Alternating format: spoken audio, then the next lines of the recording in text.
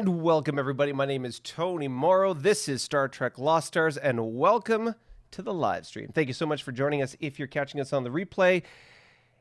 And let's just get into it. So today we're going to be talking about a couple key things. Big one is, of course, as you saw perhaps in the thumbnail, is we're going hunting. We're going on a Juggernaut hunt. So where are we going? What are we doing? And who's going to be pissed off that we're doing it? Number two, I got a bit of a bug problem. Let me show you what I mean. And lastly, and we'll start off first, actually, is the Baker's Dozen Drive. So if you caught us in our last live stream, you caught the Baker's Dozen Drive, which is our quest for 13 players to be able to play this game. But wait, Tony, you say, what are you talking about? Well, if you're just joining us for the very first time, hi, my name's Tony. This is Star Trek Lost Stars, a 4X turn-based strategy game set in the Starfleet universe using the Federation and Empire rule set as set out by the Amarillo Design Bureau, and that we play online with you here on this channel so that you can see what we're doing, enjoy the story as we go along, and sort of see all the fun. As a quick little sort of note, you might hear a little bit of noise in the background. It's a little warm today, and I have some windows open, so there's a little bit of traffic noise, seeing as this is Saturday on the weekend. You might hear the odd car going by in the background. But I digress. Let us get back to the Baker's Dozen. So Baker's Dozen, 13 is the magic number, and that's the number of players that we are looking for in our next campaign. Our next campaign is set to start in the early part of the new year of 2022, and we are trying to get as many players as possible. As you know, we are currently playing a campaign, and any new players that join us as early as possible will be given an opportunity to be inserted in our campaign in a sort of a minor faction way, so that they can get used to the gameplay, little things like the spreadsheets and the various rule sets that we have, and just to be able to get familiar with the game and how we play, the op tempo, if you want to say, of how things go. And then, of course, that way, when we start the campaign in earnest, the new campaign, in the first part of 2022, then you'll be able to hit the ground running, and the learning curve won't be as steep. So a quick recap or sort of update as to where we're at on the Baker's Dozen. So out of 13 spots that we're looking to recruit for, we currently have 10 with 1 in the wings. So we are around the number 11. Geez, I'm having trouble talking all of a sudden. Around the number 11, and we're looking for more. Now, I keep saying the number 13, but our push goal is 15. 15 is the maximum number of players that we can have, because that's as many sort of factions that we have in the game. And that's the maximum number that we can have. So if we get to the number 13, we'll still have a push goal of 15, but 13's our sort of minimum objective. That's where we're trying to get to. So we're currently around the number 11, and we're looking to get to 13. Do you want to play with us? If so, then please, I have posted in the comments, and I am monitoring that on my iPad here. I have posted in the comments a link to the Facebook group that we have, obviously on Facebook. You can go there and message me directly using the Facebook Messenger feature. Let me know that you would be interested in playing. We can connect via email and then go from there. So again, if you're interested in playing, head over to Facebook, the Facebook link in the chat right now, and you can check that out. Now, I noticed that we've got as many as 5 folks watching us live right now, which is, I mean, pretty good for this particular live stream. So thank you so much for joining us live. If you are watching us live, then please throw in the chat right now where you're watching from. We have folks that are currently in the campaign as far flung as the UK, folks that are south of the border in the US. I currently am coming to you live from Victoria, BC, on the west coast of Canada. And you know, we have players far and wide. So where are you calling in from today? Jim Howard says 6. 6, I'm not sure what that's referred to. UK, says Paul. So yes, of course, on the other side of the pond, the Atlantic Ocean pond that it is. And a lot of folks, so Paul and Jim coming in from the UK. And of course, like I said, we have players from all over. Daniel, Austin, Texas is what I'm talking about, where it's probably a little hotter than here. Although, I mean, I don't know what it is in Fahrenheit, but right now we're floating a little over 20 degrees here in the hot sun, or like hot sun. It's all relatively speaking. And away we go. 6 watching now. There we go. Let's dive into some of the stuff about today's episode. So let me switch over to the map. And here we are. So as you can see here, I've got the map set up. I'll just close the top a little bit there. I can see there is a little steam action happening in the corner. Let me just quickly get rid of that, because you know that's always fun. All right, let's get rid of that. Back to the map. Okay, so let's first of all, let's talk about, and I'll switch sides because of course my head's in absolutely the wrong spot. Let's talk about our little hunting trip. So what are we looking at right now? You'll notice along the border between the black, the blue, and the red faction, red being the Paravian Horde, the black being the Klingon faction, which is me, and the blue, which is, of course, our baby blue brothers, the Federation, you will notice there is this little stretch where they have these lined out or crossed out hexes with the little letter or DSI or DISP, disputed. So what that is a feature within our rule set that allows us to be able to take territory without a diplomatic agreement. Let me explain. So in this game, when you start a war, and we have clear parameters about how a war is started, when you start a war, you go into a war economy or war stance.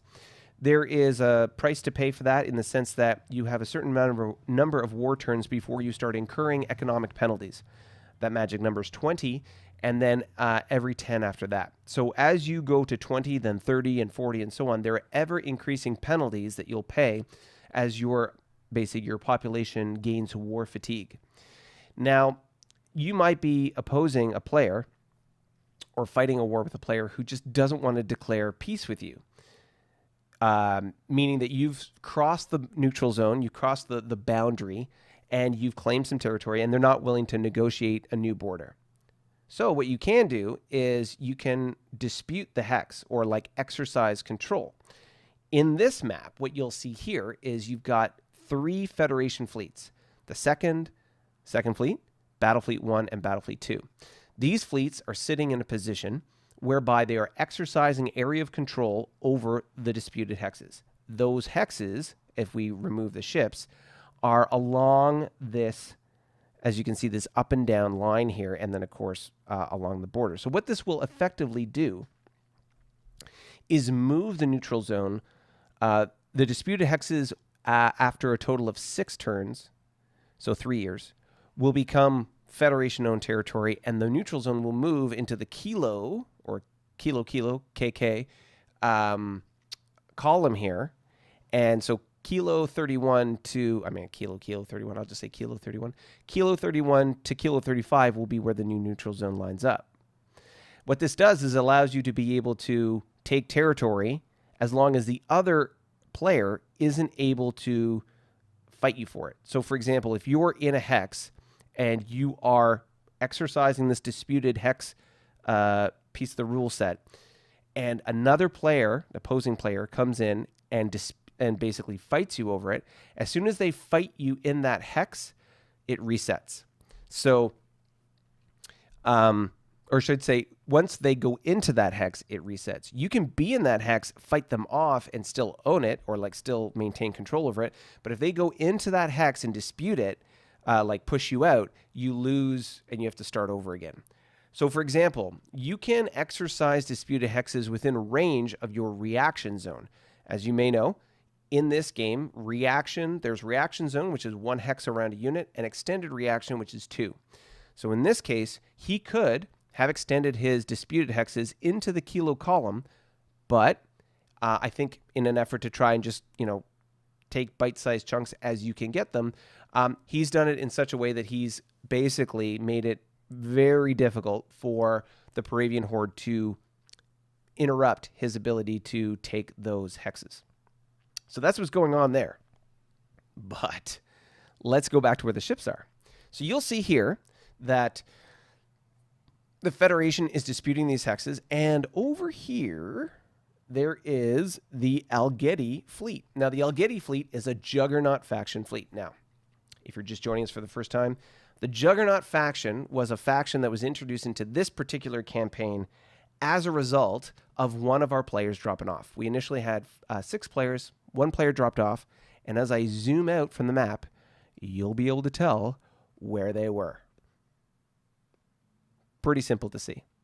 So what we introduced was the Juggernaut faction into the game as a way to introduce another balancing force.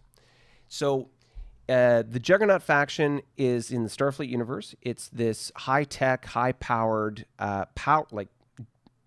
Juggernaut faction. Think of it like in sort of conventional television Star Trek. Think of it like the Borg, in the sense that they are OP.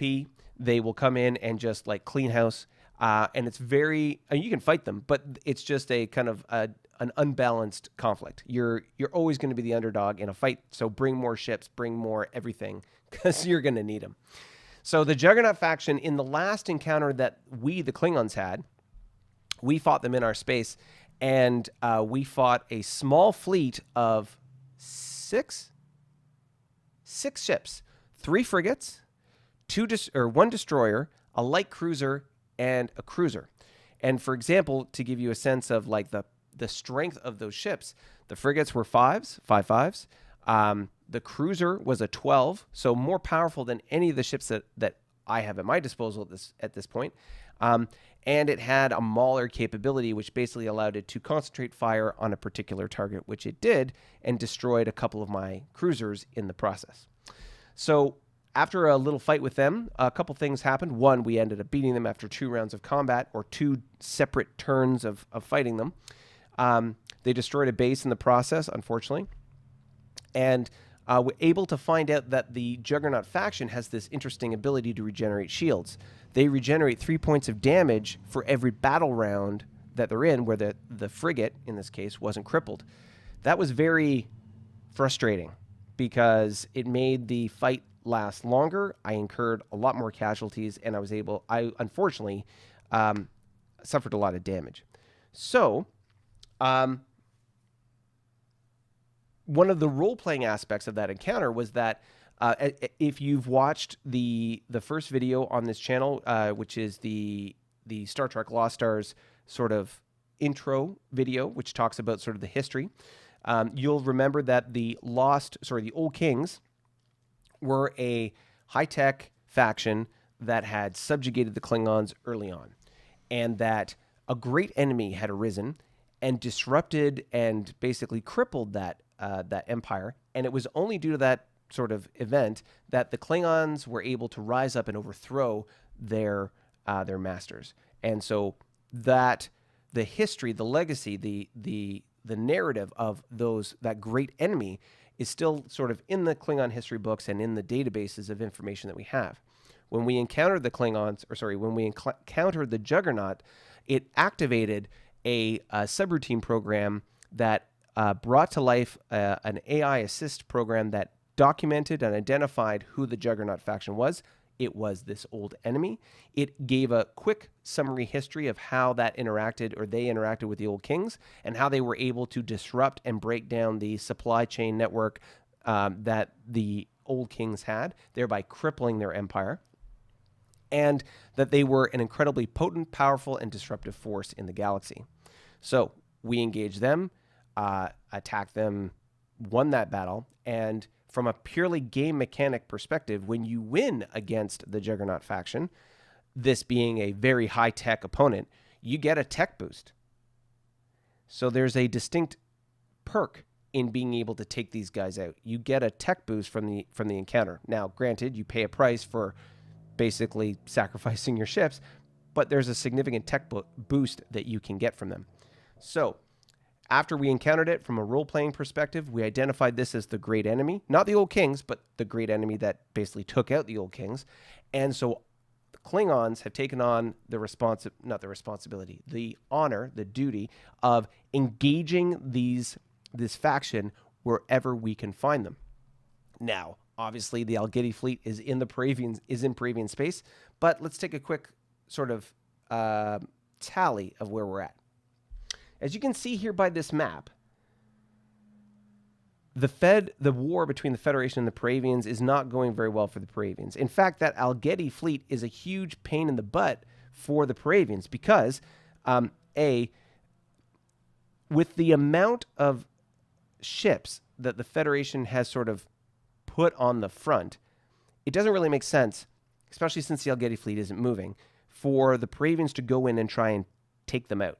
Because they'll take them out, but that just cripples them and leaves them vulnerable to a Federation attack. Therefore, it makes more sense to just kind of leave them in place as maybe a speed bump or at least an obstacle for the Federation. I get it. Makes total sense. Also, they don't really have a lot of assets in the area or the capability to be able to take out the Algeti fleet. No problem. I'm willing to do that. So the Klingons are going to move in and go hunting for the Algeti fleet. Now, one of the things that's interesting about this is they're a little bit outside my supply range. So my supply range is 4. And so if you count out 4 hexes, 1, 2, 3, 4, that gets us right around here. And they're still another 3 hexes away. So this is a 2-movement operation. I have to move and then attack them again. Also, I'm going to, you'll notice there's a tug, a T4. It's right behind my head here. Hold on. Okay, right there above my head, you'll see there's this T4. It's a tug, Y-era tug. And that's going to move, because it can move 4 hexes, 1, 2, 3, 4, into Lima Lima 31. Prior to this, I had communicated with the feds, asked permission to move into their area of operation, not looking to disrupt what they're doing, but just need to be able to have access to clearly transit and get in there to be able to attack the Juggernaut faction. No problem, they said.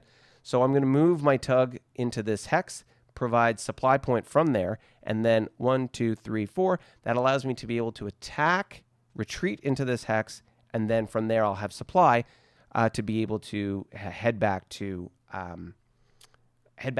my base for repair afterwards. So that's what I'm looking to do. The problem is 2 things. 1, the Juggernaut faction has been sitting on that resource for a couple turns now. What does that mean? Does that mean that they are somehow harvesting the resource and using that to be able to build more ships or somehow increase their number? It's unlikely, but it's a possibility. You never know. What ships comprise their fleet? Well, the Game Master is being very coy in making sure that in the fleet box for the Algeti fleet, we can't see what's there. So, for example, I will look into the minor fleets, Juggernaut. So you'll notice there's a Juggernaut home fleet. There's also Raiders.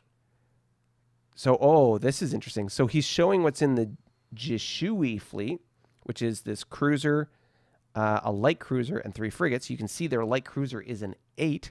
That's crazy. But he's not showing what's in Algeti. So I have no idea what's there. I mean, I got Wynn, Vudar, Solatorians, Minor Empires. Even if there's no way for me to check what's in that fleet box. So what that means is I don't know what I'm going into. I don't know how I'm going to be able to sort of engage this fleet. It's going to be very, very sort of strange. We'll see how this goes. We'll see.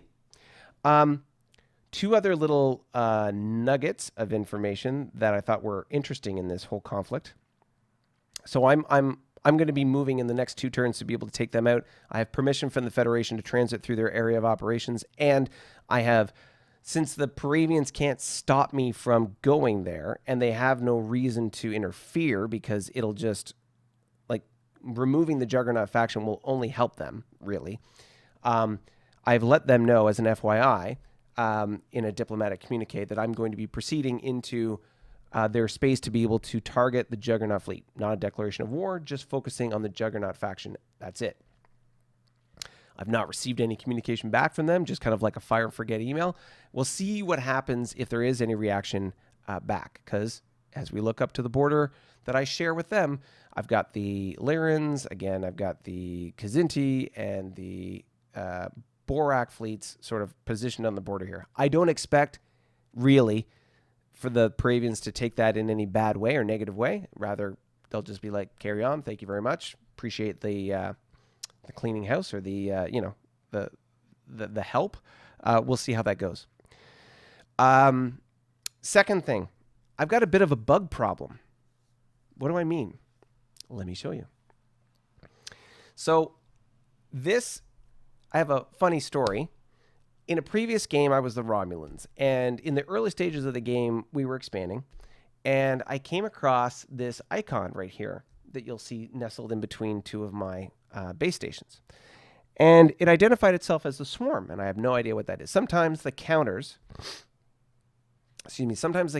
represent, or just a counter, they don't necessarily represent what the monster is, or the unknown thing that's there. So you have to send a ship in to identify what it is, and then you can get some more information. When I originally attacked this swarm back in a previous game, I sent 1 ship in to check it out, and the swarm totaled me, like just wiped me out.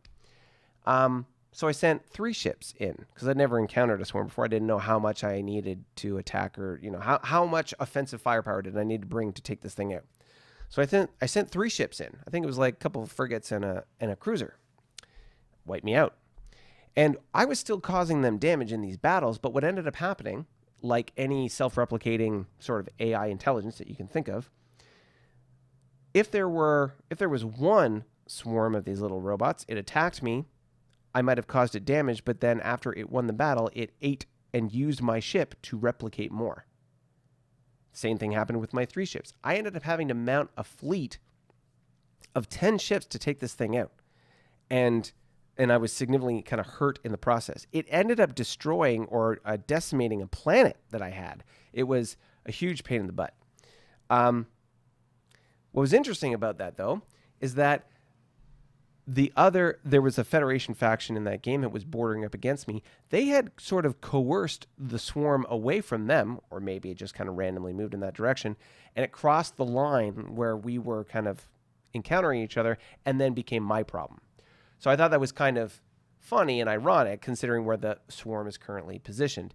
It is right on the border with me and the Thulians. Fun.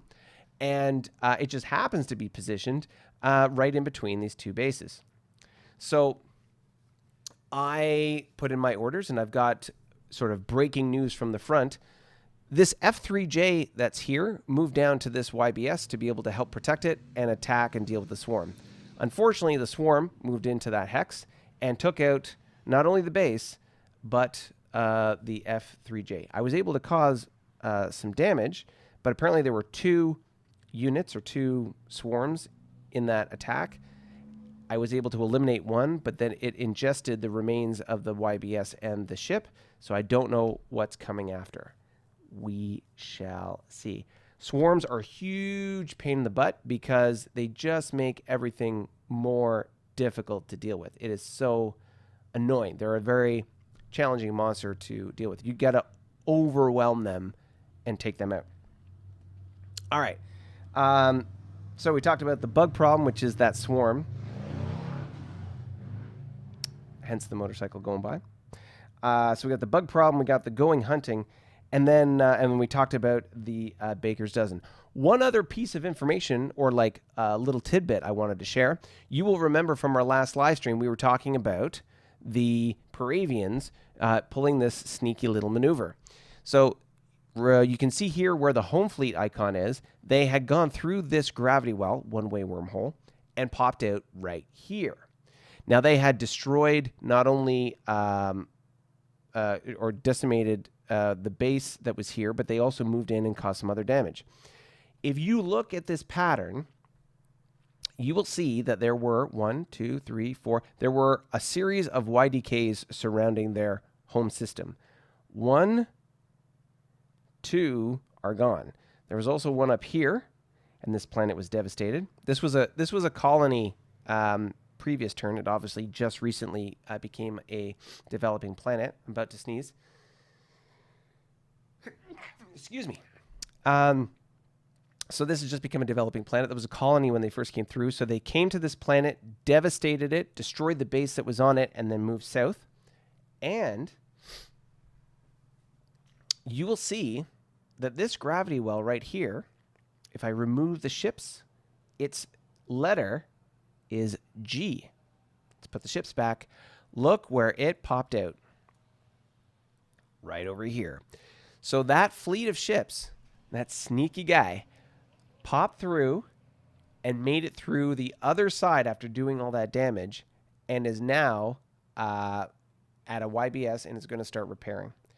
Very sneaky, very good maneuver from the Paravians. Like, considering what they have at their disposal, that was an incredibly savvy, sneaky way to outmaneuver the Feds, cause significant amounts of damage, and really mess up their economy.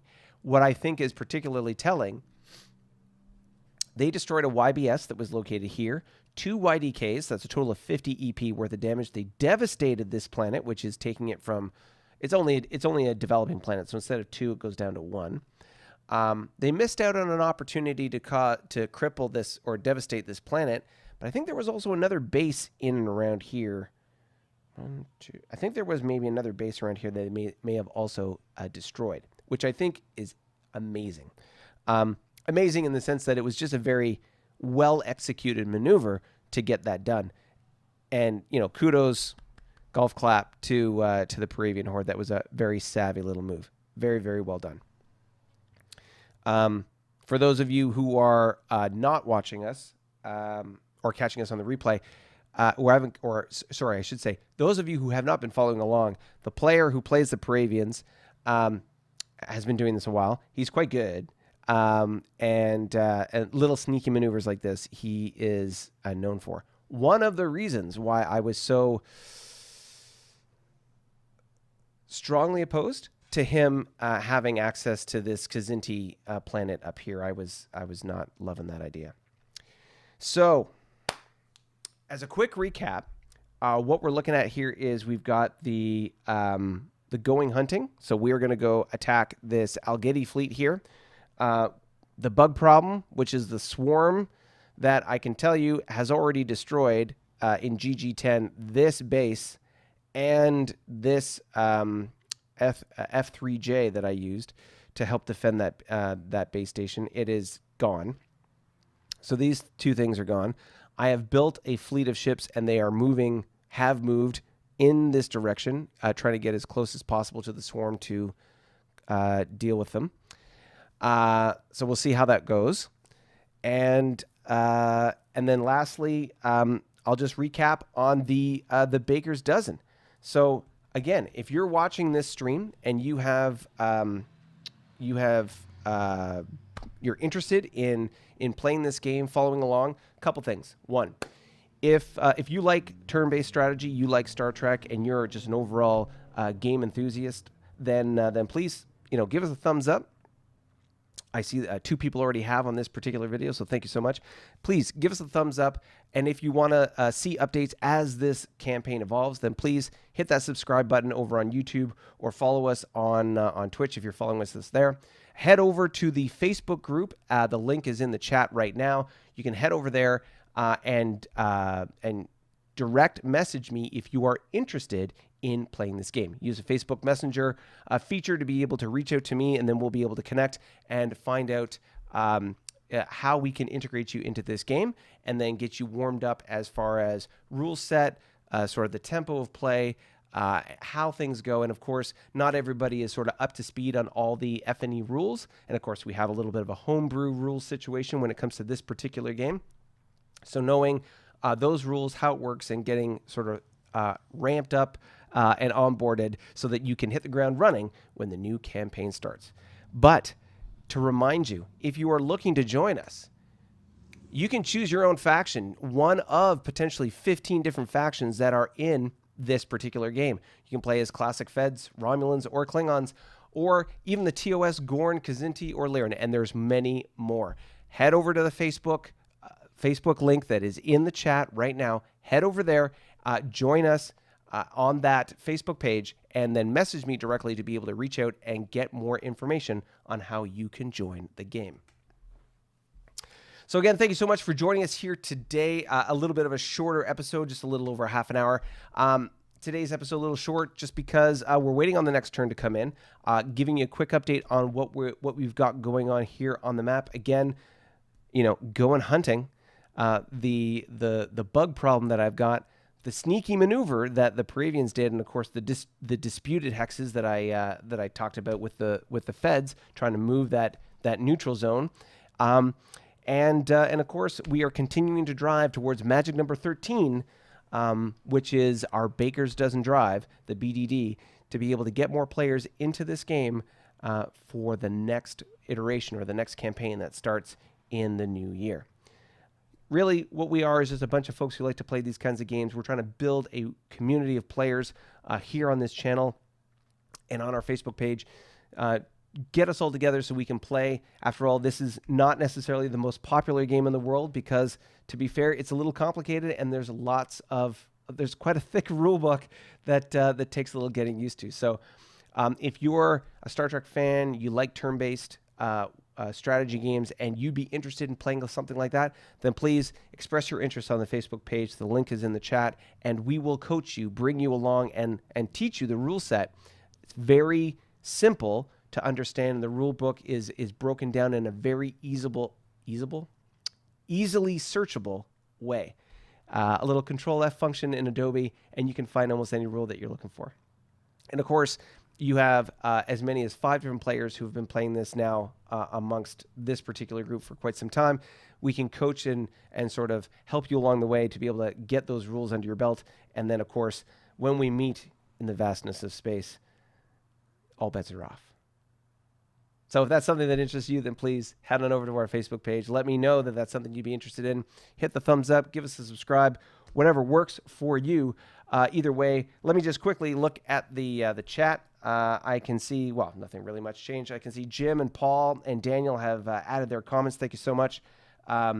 Jim, what are you talking about with this 6? What's this 6? Is this the 6 extra players that we're talking about, which is 6 above the 5 that are here? That's what I think you're talking about. Because yeah, we're at that magic number 11, and we're looking to fill at least 2 more with a push goal of as much as 15. So 4, we have room for up to 4 more players, but we're trying to get 2 more.